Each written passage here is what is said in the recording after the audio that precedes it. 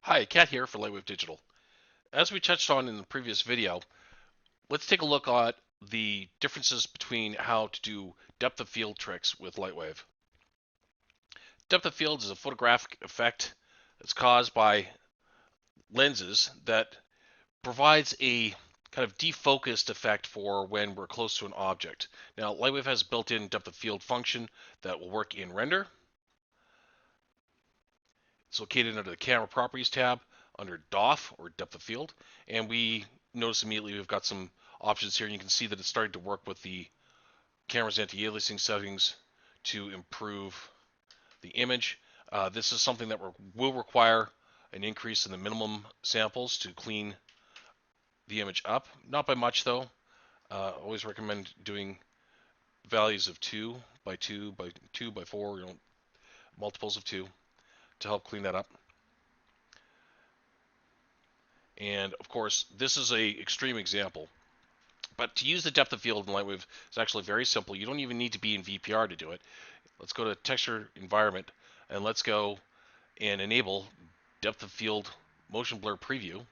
And you can see that OpenGL is doing an approximation of this, and it'll give you a pretty good idea of what's going on. Now you can tweak any of these values in real time. You can defocus them to the extremes, bring them into focus, and you can change things like the f-stop.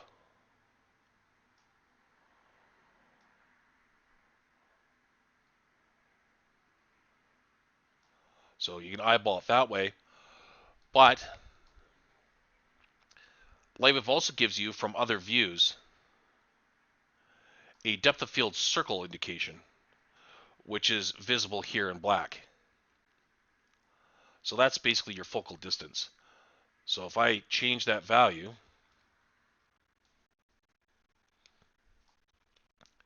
everything will be in focus. Shrink it back towards the origin of the camera, and things are out of focus depending on how far back we're going.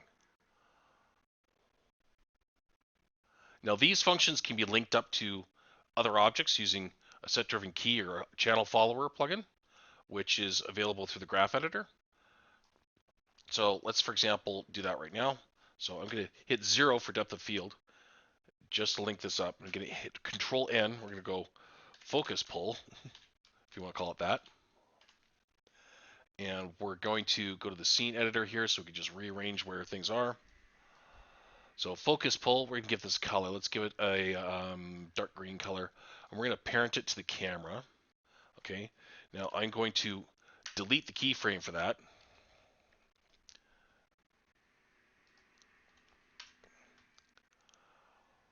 I don't want to protect frame 0. Okay, so I'm going to delete the keyframe for that. Rearrange my mouse here. Okay, so now this null is sitting directly inside the camera. Okay, now the reason for that is when I link this up, I want the location of this from the camera itself to be what drives the depth of field focal distance. So we're going to add modifier. I'm going to go channel follower in the graph editor. We're going to double click this, and we're going to use the focus pull Z location, because that's the direction it's traveling on, is Z. So now wherever I pull this,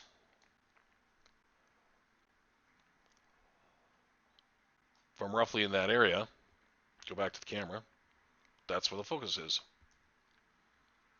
You can see those lines in the null line right up. Let's take a look at this through the camera view. And we can lock off the axes by disabling those two, and then we just move that null back and forth. Oops, pardon me. Used the wrong object there. So closer, further away, closer, further away. And as an extra helper, we can also add something to this object.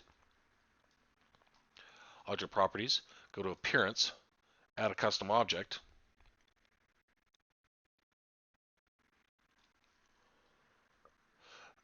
We want something like a custom shape, perhaps. Item shape, comment item display. Give it a name. Focus pull. Just remove that. That's another thing that you can do, so you can itemize it. Let's go custom shape. Let's change this into a plane or a box. Actually, let's use a grid. And we'll call this focus plane. And put it on the z-axis. Make it about 3 meters. So now that when we're working with this in perspective view, we pretty much know exactly what the cross plane is for our focus. So even if we don't have the camera selected, we know exactly what it's penetrating for that depth of field focal distance input. Pretty cool stuff. Now, this is a render solution that takes up obviously some time to make happen. It's going to require anti-aliasing. It's going to require the time to clean the image up. So can you fake it another way? Absolutely. And the way to do so is through the depth buffer. Now we're going to just increase this to something a little bit higher so we can get a better indication of what's going on here. And we'll just make sure our camera is able to be moved around. Okay. Lightwave has information that's stored in image buffers that can be very helpful.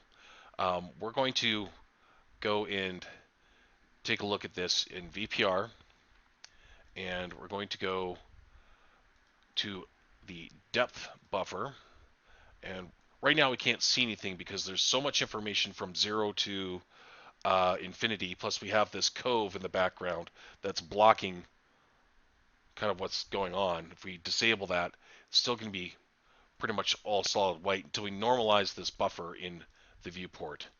Now, this is basically taking all the values from 0 to 100, which are spread over from the camera frustum to infinity in the scene, and then smashing it down into a range that we can see. Otherwise, this information is out of the range of the monitor that we're looking on.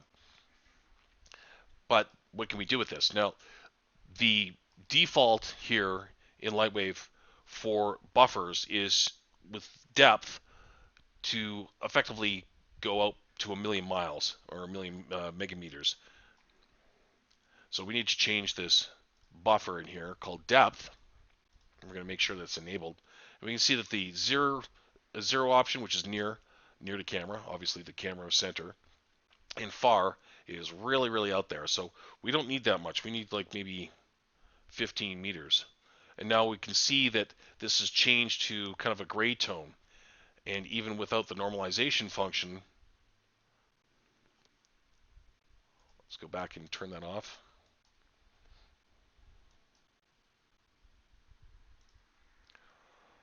We don't get any gray tone. So that's how much information is in the pixels that are being represented by just this black and white image or this grayscale image, because it's going to be 96 bits per pixel, even though this is only gray scale.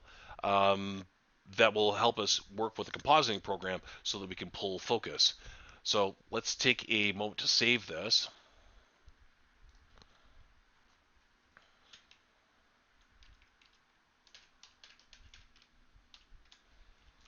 Okay, we'll take a look at it in VPR just to give us an idea of what this would look like.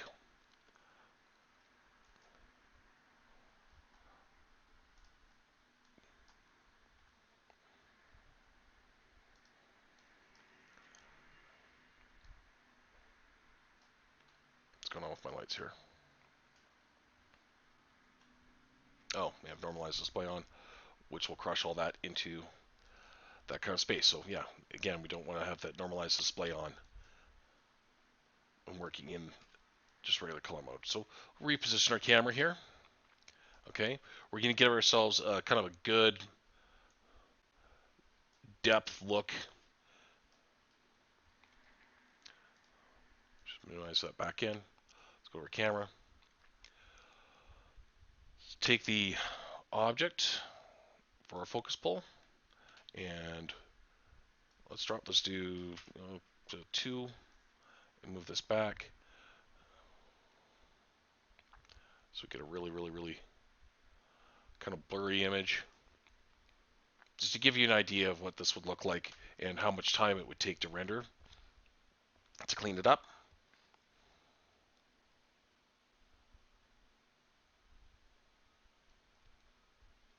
Okay, not horrible, 8.6 seconds, but it's very rough. And we're spending a lot of render cycles on trying to clean up these edges. And of course, there are other properties in here that would need to be improved. But why do that when we can turn the depth of field off, especially if you're going to end up compositing an image. And we'll go over to the saver, make sure our depth is on. We're going to need another buffer called coverage. Coverage is a very interesting buffer. Let's take a look at it right now. And in here, we'll see that it traces the outlines of the shapes in the scene as best as it can. And the reason for this is just to basically give our compositing program some additional information so that it can handle edges that have been anti-aliased in a renderer. Okay, so now that we've got those two, let's do one more buffer here. So we were discussing this in the previous video. Let's go specular direct and specular indirect. We'll turn those on. Take a quick look at them. Okay, there's a specular direct and a specular indirect. Shouldn't see much. I don't even think we need this one, so we'll leave it off. Okay, we need a place for this to render out to. So we're going to render it out to a nice location, and we're going to render out a multiple layered EXR. Okay, we're going to change this.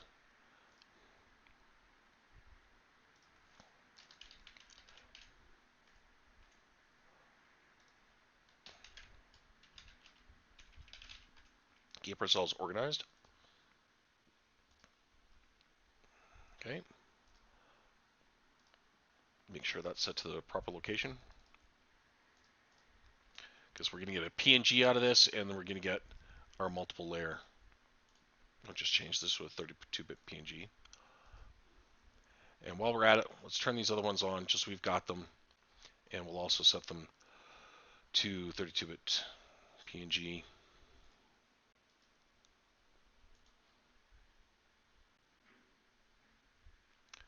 Yep.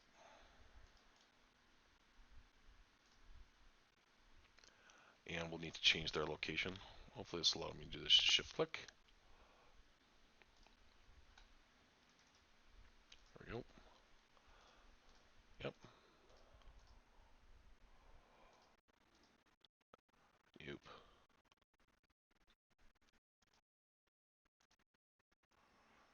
Okay. So let's save this. Yep. And we only need one frame of this to demonstrate this, so we're just going to hit our end frame under the general tab to be 0. And I'm going to hit F10, which means render a sequence. And no, I do not want to hit the frame slider. And sure, I'll leave that on for now, just so we can see what's going on. And it'll render out that image very quickly. All right, now let's open up my favorite compositing program, which is Fusion. You can do this in After Effects, Fusion, Nuke, basically any compositor that has deep pixel capabilities. So just wait for that to open up. Go over to renders, and we'll bring in the EXR. Okay, now this EXR has buffers in it, so by default, this is going to display, and you'll notice that there's going to be a color shift here. This is because the EXR is rendered in linear color space versus sRGB, which is an adjusted color space. So we'll have to adjust this in a second. To do that, very simple tool, add tool. Let's go color, gamut. We're basically just changing color space here.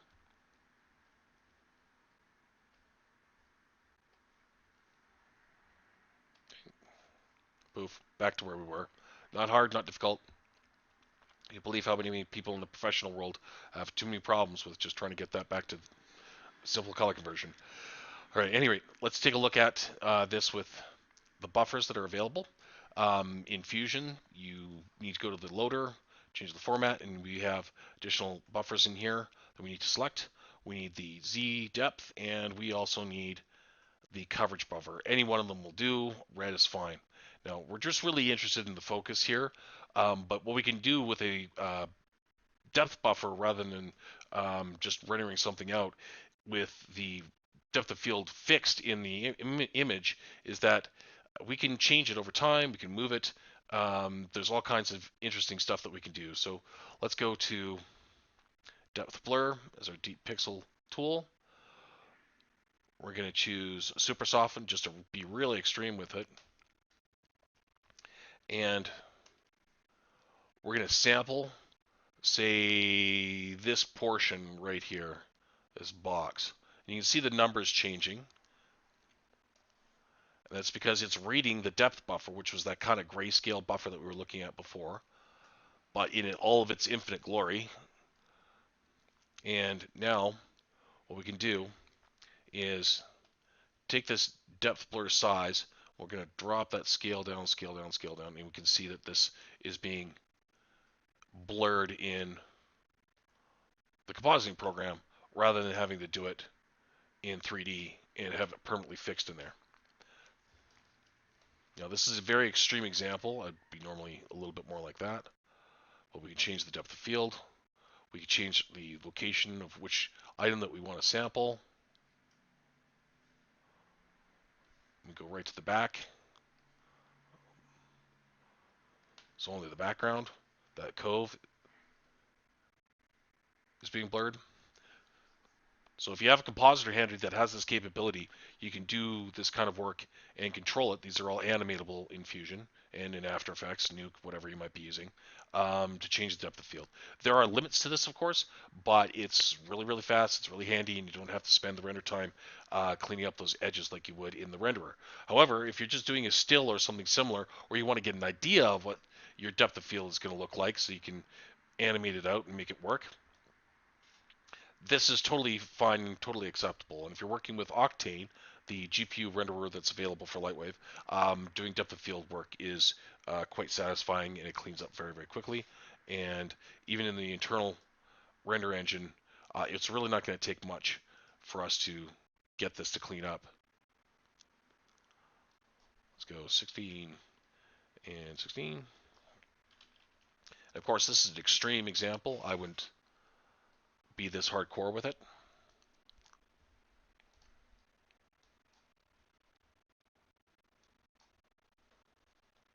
Let's go to focus plane. Let's move it. Boom, boom, boom. So less is more.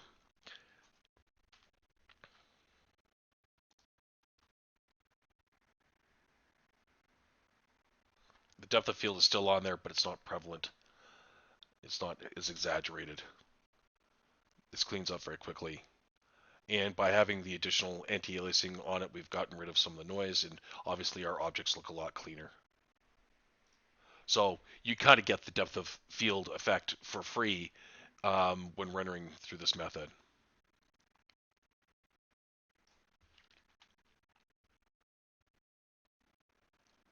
But if you want to change it after your render is done, that's not going to happen. You're going to have to work with the compositing route to do it. But with modern computers, doing this type of rendering effect is very reasonable. Let's take a look there. We see our depth. We have to normalize it.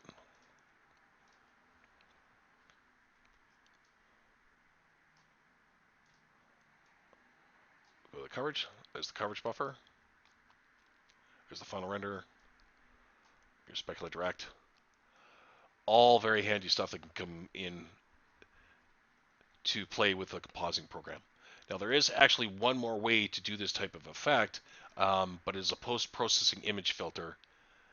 That is, it's something that would do effectively the same thing that we are in a compositor, and that is under the processing tab, and it's a function called digital confusion. Similar concept. Choose your autofocus as focus pull. Let's make sure that the depth of field is turned off because you don't want to double it up.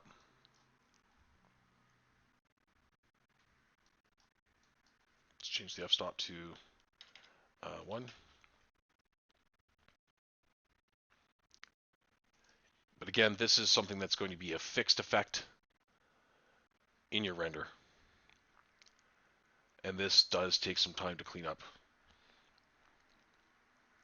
So once this render is complete, we'll have a final step where that filter is applied.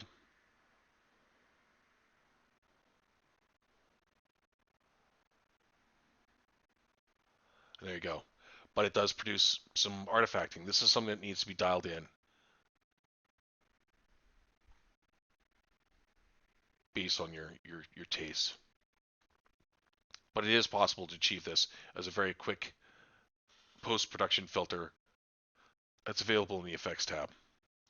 So something to consider. It's not intended for replicating the original depth of field. It's a fast approximation of it. And obviously there are some things that we'd have to work out here to fix this. But it is available there, and you've got basically now 3 different ways of doing it. One directly in camera in Lightwave, one through post-production and compositing application, and then through digital confusion, which is a post-processing filter, very similar to what would be used in the compositing app.